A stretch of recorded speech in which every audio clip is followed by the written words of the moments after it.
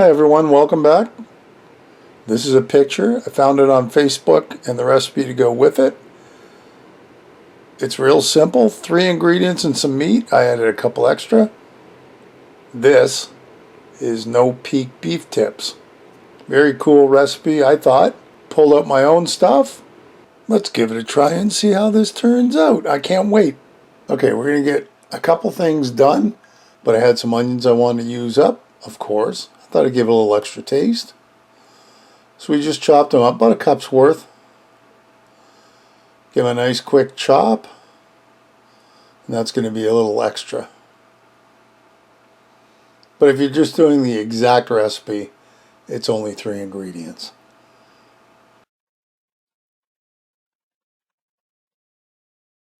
So that's about a cup of onions right there. We'll put that aside. Next up, I had some mushrooms. Really need to be used up. There was another dish I was doing,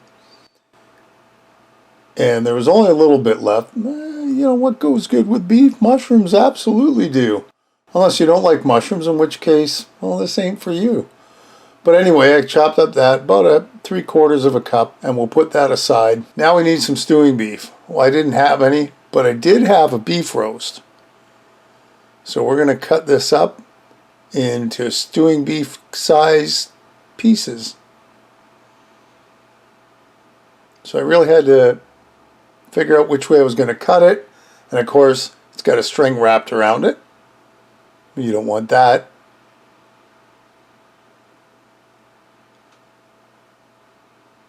And now we slice.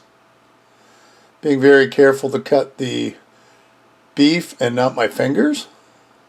But it was kind of fun making my own stewing beef. I loved it. And this roast, by the way, it needed to be used anyway. It had been in the freezer, not forever, but it needed to be used. So there you go. Look at that. That's about 2.5 pounds of beef. Looks beautiful. All right, that's it. So here's the 3 ingredients we need. Onion soup, brown gravy, and a can of cream mushroom soup. And that's all we're going to put in this. So I guess if you put the onions and mushrooms in, that's 5 ingredients. So here's our baking dish. Doesn't need to be massive, but it does need to be enough to hold the stewing beef. Little spray to make sure it doesn't stick. And in goes our beef. So far, so good.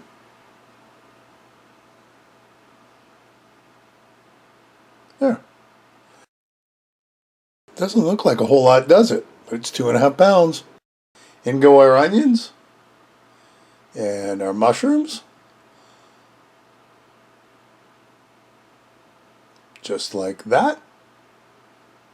Now this is the onion soup mix, followed by a packet of brown gravy mix. Seems pretty simple to me, and the only thing left to do now is to scoop out the cream mushroom soup. So it didn't come out in one blob. I figured that I could just kind of spoon a little bit here, a little bit there. And then it came out in one big blob anyway. So I scraped out as much of the soup as I could. And you also have to put in a can of water. You know, because if not, it's just going to dry up. Now we're going to mix it around, especially because the soup came out in a blob. Doesn't have to be perfect, but you know, you want it fully mixed. And it's looking pretty good at this point. Not good enough to eat. The beef still has to cook. There. That'll do for now. Looks good. Next up, we've got some tin foil. We're going to cover up the top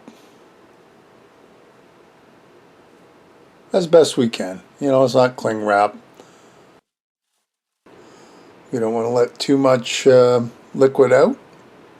So let's get it in the oven, 300 degrees, for 3 hours. That's the no peek part. You don't look at it, you leave it in for 3 hours, and 3 hours later, we're done. It smells wonderful in the kitchen. I'm dying to pull the lid off. I gotta take my oven mitts off so I can grab the tin foil ever so carefully. And that looks pretty good. Yeah, I think we got a winner here. Look at that. Mix her around. Looks yummy. All the onions and the mushrooms have rendered down. The gravy looks nice. Obviously, if you want a little thicker, the gravy, you could put a little cornstarch in and mix it around. But let's get eating. I made some egg noodles to go with this. And of course, we'll get out our fork and things. So here's our egg noodles. And I got a slotted spoon out for the beef. And after a couple scoops, I realized, well, what about the gravy end of it? Isn't that kind of part of it? It's kind of hard to get gravy on your plate when you got a slotted spoon. So I got rid of the slotted spoon and went for a spoon. There we go. Now we're talking. And I probably should have put another scoop on, but I didn't want to overdo it. Beautiful. Just beautiful. I got to go eat it. This is a super simple meal, and definitely one I'm going to go back to again and again, I think. Hope you enjoyed this one. Hey, another great recipe. I hope you'll give it a try. Leave me a comment below, one way or the other. Listen, if you haven't subscribed, hit the subscribe button and hit the bell, because that'll tell you the next time I upload a video. Feel free to share this in any of my other videos. And thanks for stopping by and watching. We'll see you next time. Bye-bye.